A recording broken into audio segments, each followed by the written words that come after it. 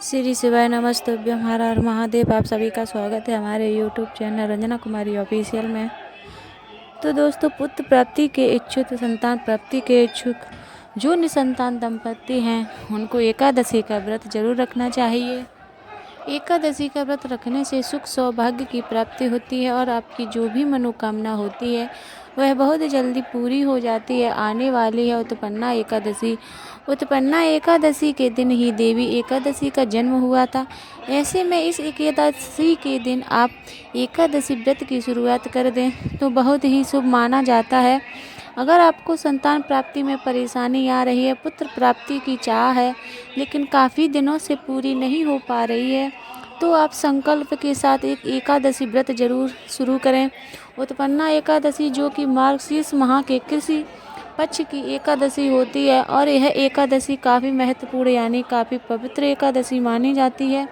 वैसे तो जितनी भी 24 एकादशी होती हैं सारी ही एकादशी काफ़ी शुभ होती हैं और यह जो तिथि होती है वह श्री हरि विष्णु माँ लक्ष्मी को समर्पित है। ऐसे में अगर आप विधि विधान से श्री हरि विष्णु के मंत्रों का जाप करेंगे, कुछ सरल से उपाय करेंगे तो आपकी जो भी मनोकामना होगी जो काफ़ी दिनों से पूरी नहीं हो रही है वह बहुत जल्दी पूरी हो जाएगी। उत्पन्ना एकादशी मार्गशीर्ष महीने की एकादशी होती है और मार्गशीर्ष माह में जो कि श्री कृष्ण की पूजा के लिए समर्पित है। ऐसे में जो भी भक्त हैं जो अपनी मनोकामना पूर्ति कराना चाहते हैं वह श्री हरि विष्णु के समक्ष उपाय जरूर करें।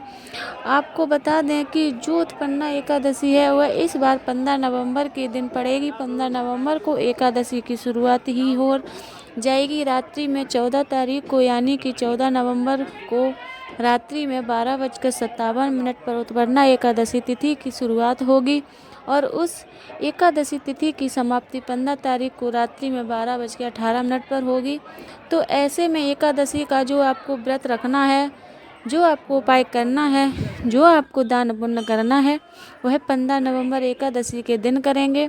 उत्पन्ना एकादशी के दिन किया गया उपाय पूर्ण रूप से कारागर होता है क्योंकि यह जो दिन होता है वह श्री हरि विष्णु के लिए भी काफ़ी महत्वपूर्ण दिन है और एकादशी माता का जन्म होने के कारण यह दिन और भी ज़्यादा महत्व इसकी जो है बढ़ जाती है। तो आप किस तरीके से उपाय करेंगे, जो भी निसंत दंपति हैं पति मिलकर उपाय करें तो उनका उपाय पूर्ण रूप से कारागर होगा। तो किस तरीके से आप उपाय करेंगे, क्या चीज़ों की आवश्यकता होगी, कौन से जो है बातें आपको विशेष ध्यान रखनी है, क्या आपको नहीं करना है, इसकी संपूर्ण जानकारी आपको इस वीडियो में दी जाएगी। लेकिन आगे वीडियो शुरू करने से पहले हमेशा की तरह आपसे मेरा विनम्र निवेदन है कि अगर अभी तक आपने मेरा चैनल सब्सक्राइब नहीं किया है तो प्लीज़ हमारे चैनल को सब्सक्राइब कर जरूर कर लीजिए और वीडियो पसंद आए तो एक लाइक कर दीजिए और कमेंट बॉक्स में श्री हरि विष्णु के 108 नाम से में से कोई सा भी प्यारा सा नाम जरूर लिखें जिससे कि लक्ष्मी नारायण की कृपा आप पर हो सके और आपको सुख सौभाग्य की प्राप्ति हो और मनचाही संतान की आपको प्राप्ति हो।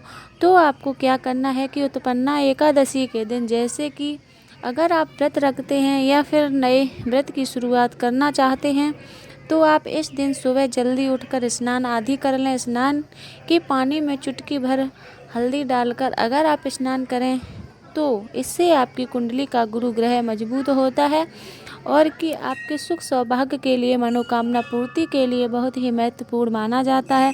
तो हल्दी मिश्री जल से स्नान करें। उसके बाद पीले कलर के वस्त्र धारण करके आपके घर में श्री हरि विष्णु की तस्वीर या फिर मूर्ति है, लड्डू गोपाल है, श्री विष्णु भगवान का कोई भी स्वरूप है तो उनके समक्ष आपको जो है व्रत का संकल्प लेना है और फिर व्रत की शुरुआत करनी है। अगर आप व्रत नहीं रखना चाहते हैं, व्रत नहीं रख पा रहे हैं तब भी आप उपाय कर सकते हैं। इसके लिए आप अपने घर में ही लड्डू गोपाल का विशेष पूजन अर्चना करें। लड्डू गोपाल को इस दिन पंचम रथ से अभिषेक कराएं और उसके बाद ही चंदन से तिलक लगाकर उन्हें पीले फूल अर्पित करें। श्री हरि विष्णु की अगर आप पूजा कर रहे हैं तो आपको पीले फूल जो हैं 11 या 21 की मात्रा में पीले फूल अपनी मनोकामना के साथ में अर्पित करें और इसके साथ ही शुद्ध देसी घी का दीप प्रज्वलित करें आपको करना है और तुलसी के 11 पत्ते श्री हरि विष्णु के चरणों में समर्पित करें। तुलसी के पत्ते अगर आप एकादशी के दिन समर्पित करते हैं तो आपकी मनोकामना बहुत जल्दी पूरी हो जाती है। लेकिन एक बात का विशेष ध्यान रखें कि एकादशी के दिन आपको तुलसी के पत्ते नहीं तोड़ना है। आपको एक दिन पहले ही यानी कि द्वादशी को ही यानी कि जो दशमी तिथि होगी उस दिन ही आप तुलसी के पत्ते तोड़कर रख लें और फिर आप एकादशी के दिन प्रयोग में ला सकते हैं। इसके साथ ही आप पीली चीज़ों का भी भोग इस दिन श्री हरि विष्णु को लगाएं। मखाने की खीर बनाकर भी आप ही श्री हरि विष्णु को जो है लगा सकते हैं। चावल का प्रयोग आपको भूलकर भी नहीं करना है।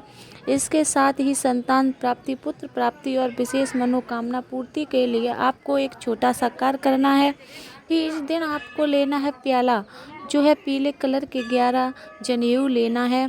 अगर आपको पीले जनेऊ नहीं मिलते हैं तो आप सफ़ेद कलर के ही जनेऊ लेकर आएँ। उसमें थोड़ा सा हल्दी का जो है घोर लगा लें और पीले आप इनको कर लें। 11 की मात्रा में पीले जनेऊ लेना है और 11 की मात्रा में ही आपको जो है केले लेना है। केला जो प्रयोग करेंगे वह भी पीले कलर का ही होना चाहिए और इन दोनों को ही श्री हरि विष्णु के समक्ष रखें। और इसके साथ ही आप संतान गोपाल मंत्र का जाप करें। संतान गोपाल मंत्र का जाप जो कि है ओम क्लीम देवी की शुद्ध गोविंद वासुदेव जगपते देहे मित्यम कृष्णा त्वयं शरणम गदा, इस मंत्र का जाप अगर आप वहीं बैठकर तुलसी की माला से करते हैं 2 या फिर 5 या फिर जो है जितना भी आप में सामर्थ्य हो पाए कम से कम 1 से 8 बार जाप करें और संतान प्राप्ति, पुत्र प्राप्ति की आप कामना करें। जब आपका पूजन अर्चना हो जाए तो शाम के समय आपको तुलसी के क्यारे के समक्ष दीप प्रज्वलित करना है और जो आपने 21 और जो 11 पीले धागे यानी कि पीले जो जनेऊ चढ़ाया है और 11 जो केले आपने चढ़ाए हैं विष्णु भगवान की पूजा में और तुलसी का पत्ता, उन सारी ही चीज़ों को आपको जो है एक तुलसी का पत्ता उसमें से आपको ले लेना है, एक केला आप उसमें से ले लेंगे और एक जनेऊ आपको ले लेना है और बाकी की जो चीज़ें हैं वो आपको श्री हरि विष्णु के मंदिर में जाकर या कृष्ण भगवान के मंदिर में जाकर आपको वहाँ पर जो है पंडित जी होंगे, पुजारी होंगे या अगर जैसे कोई भी नहीं है तो आप मंदिर में ही रख कर आ सकते हैं। और एक केला और एक जो है आपने तुलसी का पत्ता लिया है उसको आपको पूर्व दिशा की ओर मुख करके स्वयं ग्रहण करना है संतान प्राप्ति की कामना के साथ में। और जो जनेऊ है वह आपको अपने मंदिर में ही रखना है जब तक कि आपकी मनोकामना पूरी नहीं हो जाती। इसके साथ ही एकादशी के दिन जो है पीपल के वृक्ष में भी दीप जरूर प्रज्वलित करें। पीपल के वृक्ष में साक्षात श्री हरि विष्णु का वास होता है तो पीपल के वृक्ष के नीचे आपको एक घी का ही दीपक प्रज्वलित करना होगा। और पीपल के पेड़ के इस दिन आप जो है दूध मिश्रित जल यानी कि जल लें, उसमें थोड़ी मात्रा में दूध मिलाकर कुछ चीनी मिला सकते हैं, कुछ भी मीठा मिला सकते हैं और जो आप पीपल के वृक्ष पर चढ़ाएं। पीपल के पेड़ की 7 बार परिक्रमा करें। ओम नमो भगवतो वासुदेवाय नमः मंत्र का जाप करें। ऐसी मान्यता है कि एकादशी के दिन अगर आप पीपल के पेड़ की परिक्रमा करते हैं, श्री हरि विष्णु के मंत्रों का जाप करते हैं तो आपके जो दोष होते हैं वह भी दूर हो जाते हैं और आपके अंदर अगर नकारात्मक ऊर्जा है तो वह भी कम हो जाती है और साथ ही साथ जो आपकी मनोकामना होती है वह निश्चित रूप से पूरी होती है। तो संतान प्राप्ति, पुत्र प्राप्ति की अगर आपको चाह है जो काफ़ी दिनों से पूरी नहीं हो रही है तो उत्पन्ना एकादशी के पावन पर्व पर यह उपाय जरूर करें। कोशिश करें कि निसंतान दंपति यानी कि जो पति पत्नी है वह मिलकर ही सारे कार्य करें। अगर बहुत ही ऐसी रेयर कंडीशन है कि नहीं हो पा रहा है तो दोनों मिलकर नहीं कर पा रहे हैं तो उस स्थिति में पति या पत्नी में से कोई एक भी व्यक्ति इस उपाय को कर सकता है। कोशिश करें कि व्रत भी जरूर रखें, नहीं रख पा रहे हैं तो आप सिर्फ उपाय ही कर लीजिए। तुलसी के क्यारे के पास भी आपको दीप प्रज्वलित कर जरूर करना है। इसके साथ ही आपको 11 दिनों तक रोजाना संतान गोपाल मंत्र का जाप अपने घर के ही पूजा स्थल में लड्डू गोपाल के सामने बैठकर करना है और माखन मिश्री का भोग आपको लगाना है। यह 11 दिनों तक आपको नियम अपनाना है।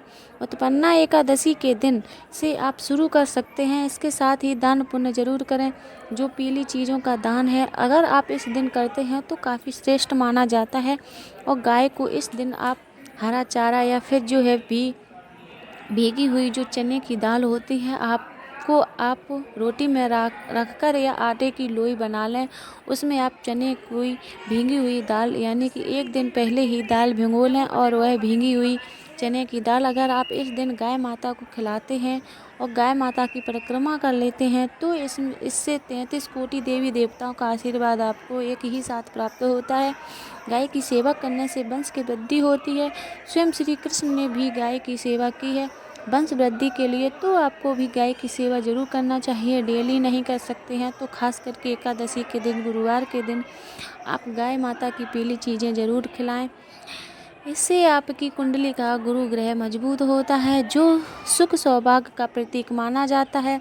तो यह सब उपाय आपको जरूर करना चाहिए। एकादशी के दिन चीनी का दान सर्वाधिक महत्वपूर्ण माना जाता है। किसी भी मंदिर में जाकर अगर आप चीनी का दान करते हैं तो इससे आपके पितृ प्रसन्न होते हैं और जब पितृ प्रसन्न होते हैं तो आपके वंश की वृद्धि होती है। तो यह सब उपाय आप जरूर करें। आने वाली है उत्पन्ना एकादशी 15 नवंबर, काफ़ी शुभ दिन है। उत्पन्ना एकादशी माता का जन्म उत्सव है। तो आपको जो है उपाय जरूर करना है। कल फिर मिलती हूँ नए वीडियो नए उपाय के साथ। जब तक के लिए ओम नमो भगवते वासुदेवाय, श्री शिवाय नमस्तुभ्यं।